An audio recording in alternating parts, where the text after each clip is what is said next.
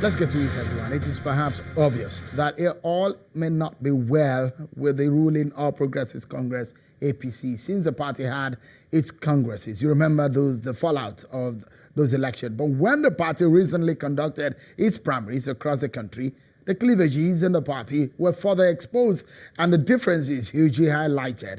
Yesterday, the APC National Commissioner, the APC National Chairman Adam Soshemele met with the President Muhammadu Buhari, and afterwards he did react to the talks of those who want him out of office and the agitations about those who lost out in the primaries. Let me remind you of what he said. He did mention some of the governors he said helped become chairman, but now are no longer his friends. Take a listen to him.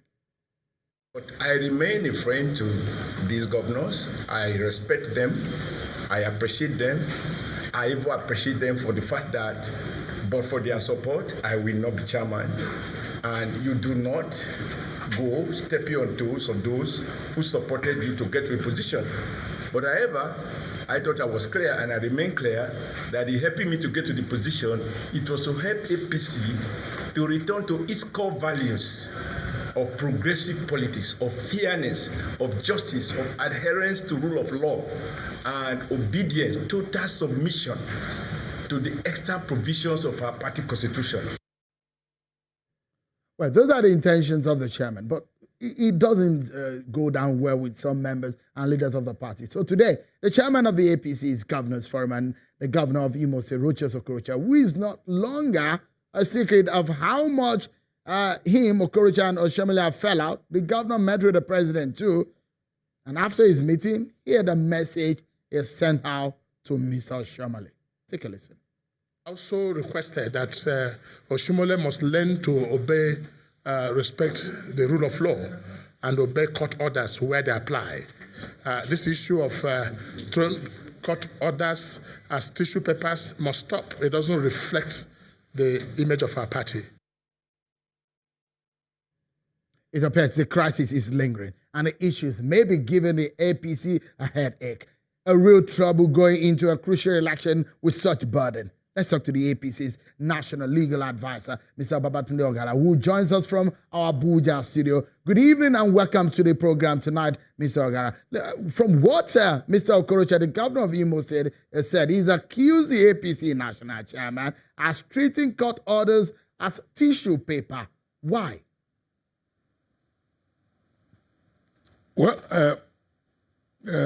I will say, as National Legal Advisor and as a legal practitioner, a very senior member of the bar, beyond politics, I owe it a duty to my profession, to my calling, and to that institution of judiciary to respect its orders, to make sure that the sanctity of the rule of law is upheld at all times.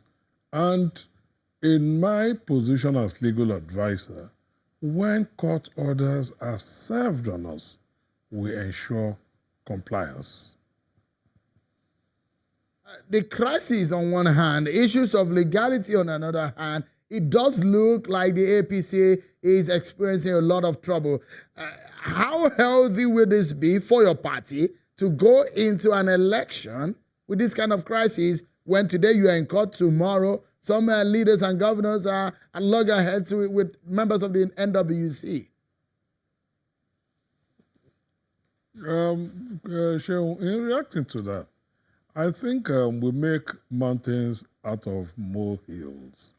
Like I had said on some program, and I've said at different fora, the All Progressive Congress has a stock that is far higher than what we had 4 years ago.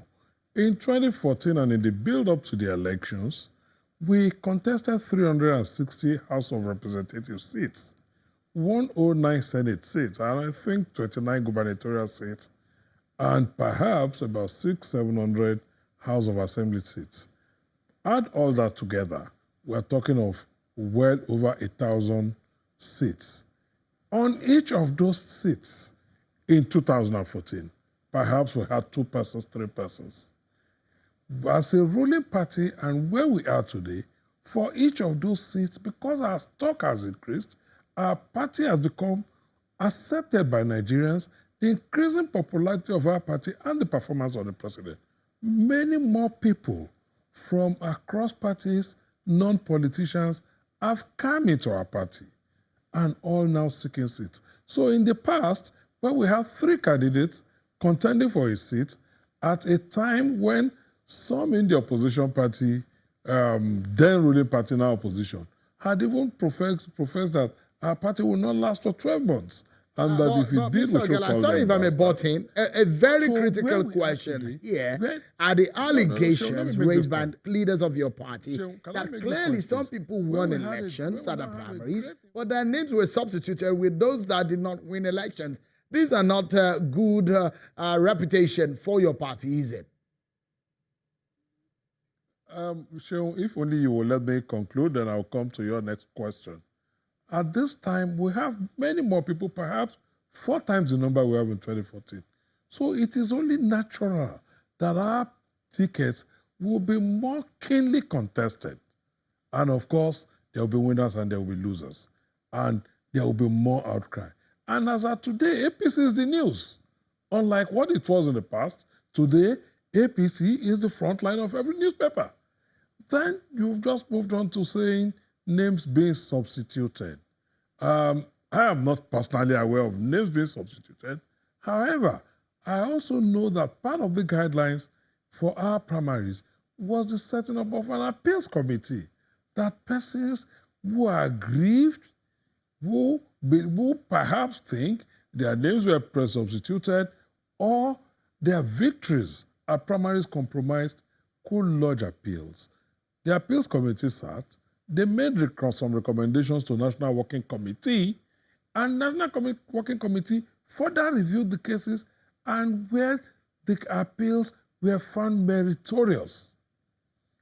We took positions to reflect what the wishes could have been as recommended by the appeals committee. It's like you have victory in the High Court. Your opponent goes to the Court of Appeal. The Court of Appeal, like other appeals committee, could reverse that decision where it finds merit. And that is the process we went through. That appeals committee was available for everybody, for all party members, for all persons. And when people talk about internal crisis, what is the crisis? 29 state governors, gubernatorial seats contested. 26, no issues. Maybe 2 or 3, there are agitations here and there. And you call that crisis?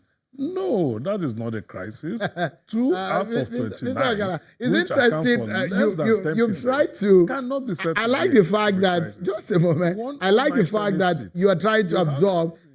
I like your maturity in handling some of the issues as though they were not major issues. If they were not issues, some of them will not be meeting every day. The president now receives visitors at the presidential villa over the crisis. There are aggrieved members from the National Assembly meeting the president. There are governors who are threatened that they are going to leave the party. The big question on some of the followers of your party is whether or not they are going to stay or leave your party. You remember what is happening in Ogun State, in Zamfara State, in Imo State, River State. These are critical issues. Sheon, I will still insist. I am happy you said they are meeting with the president. I am happy you said aggrieved members of National Assembly are meeting with the president. It also tells you that there has some internal dispute resolution mechanism ongoing on. And I want to correct that impression. No governor, none of our governors are threatening to leave our party. None, and I'm insisting none, whether privately or publicly, are said publicly, even those you said are aggrieved governors have consistently reiterated their commitment to APC. So nobody has so threatened. Neither am I aware that our National Assembly members who may be aggrieved. And don't forget, it's about an electoral process.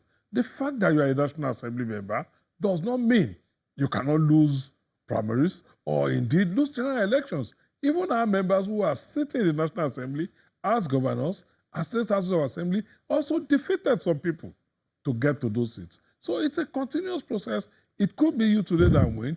it could be another tomorrow. All right, But Mr. Ogala, sorry, because we are obviously out of time on these issues, and I would like us to anchor on this point.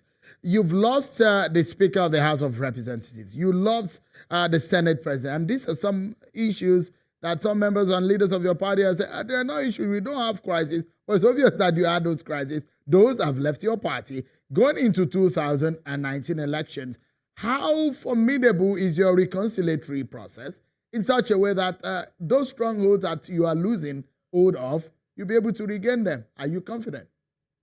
I'm happy you said you did remind us of events of July where we lost Senator Bukola Saraki and Right Honorable Yakubu Dogara, who are just first among equals in the legislative houses where they sit. Perhaps as we lost Senator Bukola Saraki, who only happened to be a Senate President and representing Kwara Central, one senatorial district, I thought you would have also reminded me that we won Senator Godswill Akpabio. I thought you would also remind me that we won Senator Ogboji. I thought you would also remind me that we won Senator John Eno. I thought you would also remind me that we won Senator Hope Uzodimma, amongst several others who also crossed to our party.